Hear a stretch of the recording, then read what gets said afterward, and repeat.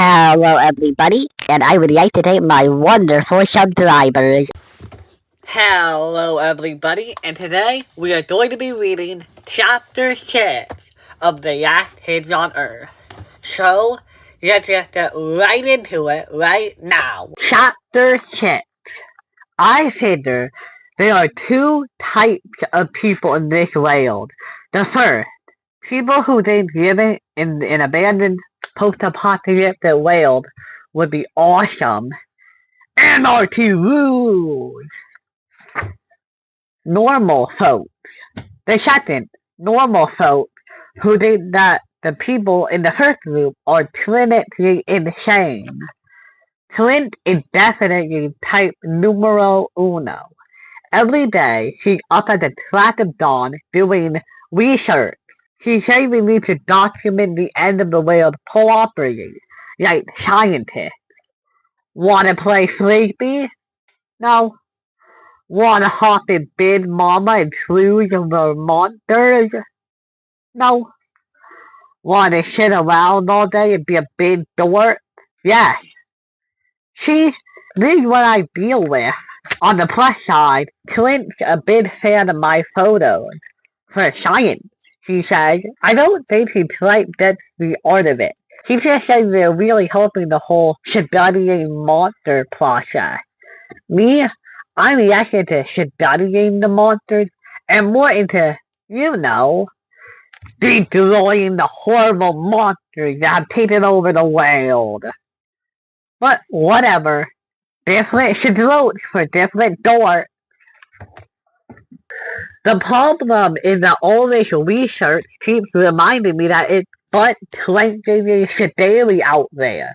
And when something is butt clenchingly daily, it's natural to want to avoid it. Maybe that's why I haven't gone back to look for June in 2 days. So tomorrow, I'm changing that. Tomorrow, I'm gonna be all Liam Neeson-y. Like, what's up, zombies? Hand over my friend June. Tomorrow, bright and early, we are scouring this town for June. Not just the duel, and not just her house. Everywhere. No building unexplored. No spot unsearched. Rise and shine, Blaney. It's 6:45 in the morning, and I'm guzzling a warm cherry Pepsi, trying to put a little pep in my system. I give Clint a gentle kick to the side. He groans. Blondie looks up and mutters, Santa? Clint, I say, I need to complete my ultimate feat of apocalyptic success. Fine, and if necessary, which it totally will be, rescue June Del Toro. Clint grunts, climbs out of his sleeping bag, and shuffles over to our little bathroom. The bathroom is just a bucket on the side of the treehouse. We have a rule. No one looks at what the other person is doing. You wouldn't think that would need to be a rule, but Clint is odd, and stuff like this keeps happening. So, what you thinking? Hot dogs for dinner? Dude! Clint has another weird habit. He always talks when he's out there on the bathroom bucket. Today, he says, before we go driving anywhere, we need gasoline. So, we've been using gasoline by gallonfuls to run the generator for the Xbox, and the toaster oven, and the RC helicopter, and the massage chair, and the Christmas lights, and all that jazz.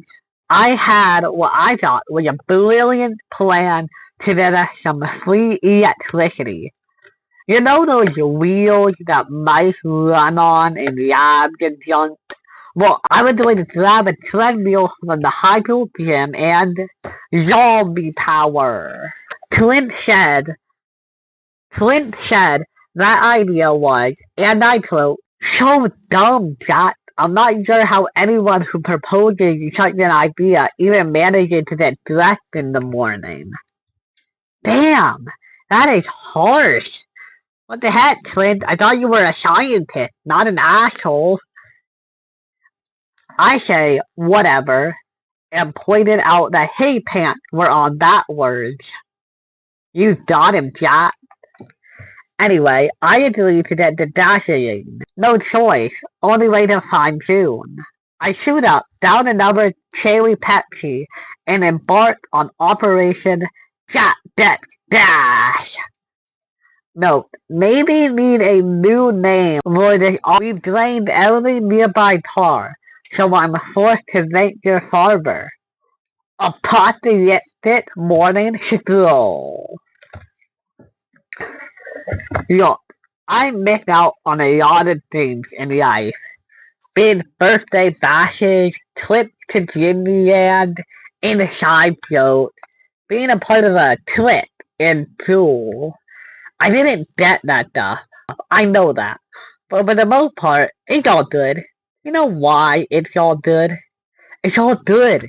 Because there's a feeling you get when you're walking through a post-apocalyptic wasteland and your weapon rests on your shoulder the way a long sword might have rested on the armored shoulder of King Arthur. And man, it's a flipping killer feeling. That feeling, that freedom, that total independence.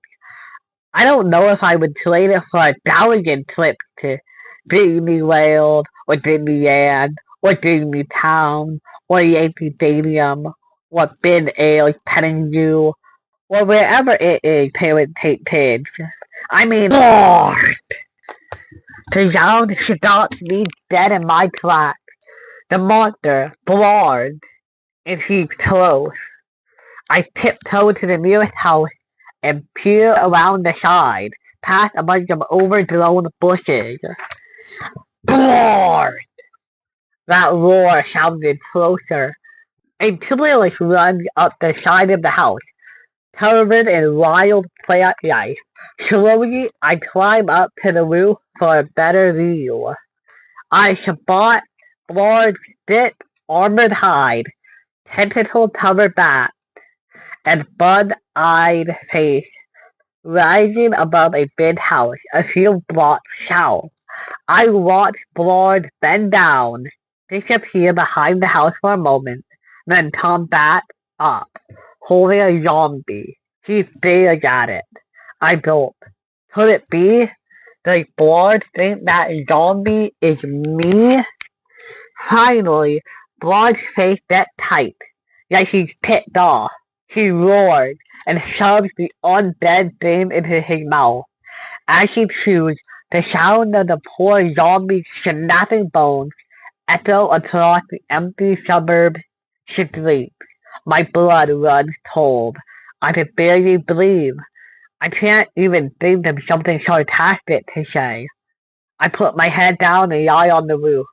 I wait a long, long time before I move again. It's nearly noon when I'm finally sure Blard is gone, and I climb back down the trailer. Now, find the dash, no delays, and hopefully no Blard. 7 blocks away from the treehouse, I spot a minivan. Perfect. The dash tap needs to be popped from inside. I try the door. Locked. I step away, pop back the USB slicer, and clap! Shatter the window. I pop the lock. Inside the car, something catches my eye. A sun-bleached photo on the dashboard. They look like the happiest family on earth. And now they're probably stumbling around Wakefield, bodies decaying and limbs falling off. I can't help but think how they at least got to be a family, with a dog even.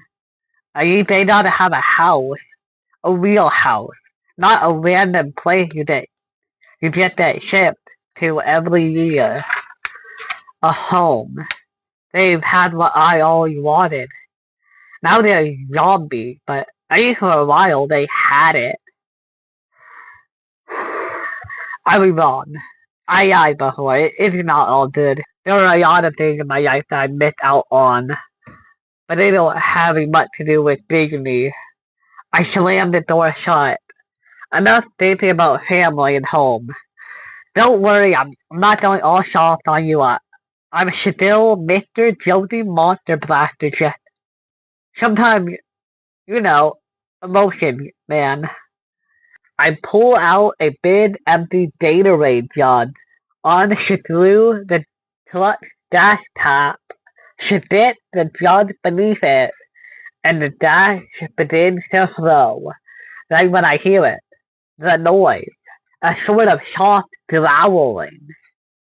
Hey there, I pull the USB slicer from its sheath as I slowly turn. Not sure what type of monster this is. I've never seen one like this before. It doesn't stink like death, which is nice. The monster growls again, with more intensity. I take a slow step back, and then the monster charges. Otelon, Otelon, Otelon! I turn to run and pow! Slam into the side of the van. I hit the ground. The next thing I know, the monster is leaping, pinning me. This is it. This is the end. I couldn't even last 2 months after the monster apocalypse. Some hero you are Jack. The monster opens its mouth wide and yet. Hey, monster, get off! You got dog breath. I say, laughing as I manage to get myself out from underneath the thing. Then it just sits there, big yellow tongue hanging out of its mouth, panting. Thanks for not eating me, pal, I say as I stuff the Gatorade bottle into my backpack. Much appreciated. I give the monster one final look, then I begin the tearful trek home. But the big ball of fur follows me. After 2 blocks, I stop and turn and yell. Hey, you gotta beat it! You're a monster, I'm a, non-monster, you can't follow me.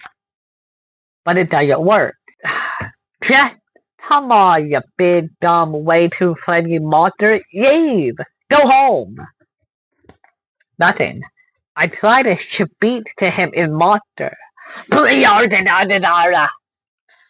Still nothing. Look, it's like Romeo and Juliet monster, dude. We come from 2 different worlds.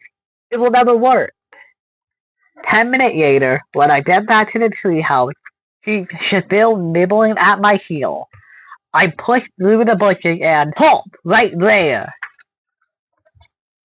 Dude, relax. No, friend, you don't understand. There's a monster behind you.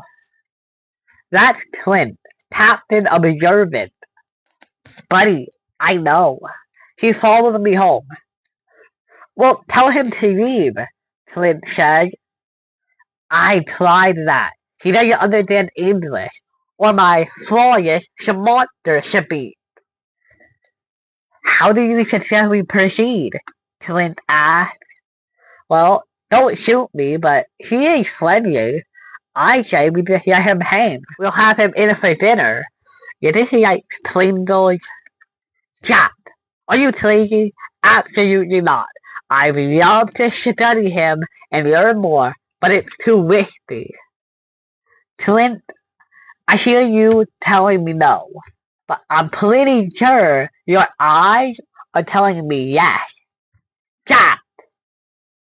Oh, but look how cute he is. Clint glares and huffs and grumbles, but after a minute, he goes back inside the treehouse. Guess that means he's cool with it, and I guess that means I now have a monster pet. I think they'll name him Rover. I pull out my wrist from my pocket and make a big, happy check mark next to Sheet.